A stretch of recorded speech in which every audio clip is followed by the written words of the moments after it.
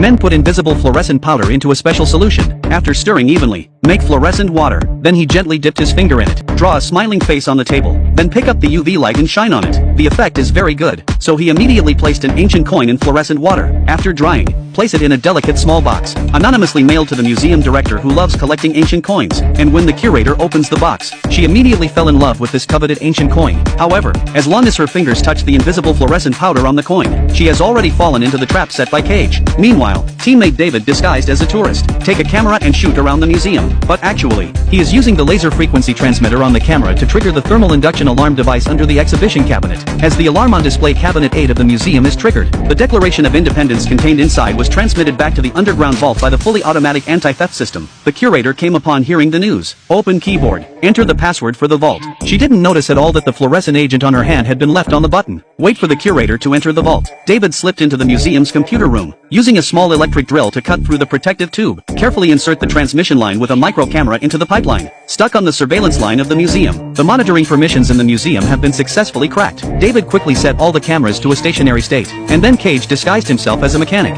wandering into the museum under the pretext of maintenance, then quickly rushed into the bathroom. He took off his machine repair suit, revealing a stiff suit. After organizing his hairstyle, Cage gracefully enters the cocktail party. He kindly handed the curator a glass of champagne. When someone shakes hands with the curator, Cage took the opportunity to take the glass from her hand. Then he found an excuse to leave. Then Cage poured out the champagne while no one was paying attention. Take out a plastic bag and put the cup inside. Waiting to return to the restroom again, he took out the pre-hidden toolkit, take out the fingerprint extraction agent, and drop it onto a piece of medical cotton. Then put the cotton into a plastic bag and seal it tightly. Just 1 minute. The fingerprints on the wine glass are clearly visible. So Cage put on a simulated fingertip. Take out the wine glass. Find a complete fingerprint. Carefully rub the fingerprint onto the fingertip. Then he opened the elevator through fingerprint identification. Come to the vault. Take out the UV lamp. Tell David the letters with fluorescent agents. David inputs these letters into the computer. Quickly deciphered the correct sequence of vault passwords. As Cage enters the password, the vault door was successfully opened. He quickly walked to the exhibition stand. Pull open the old flannel on top. Carefully extract the Declaration of Independence from inside. Stuff it into a plastic bag.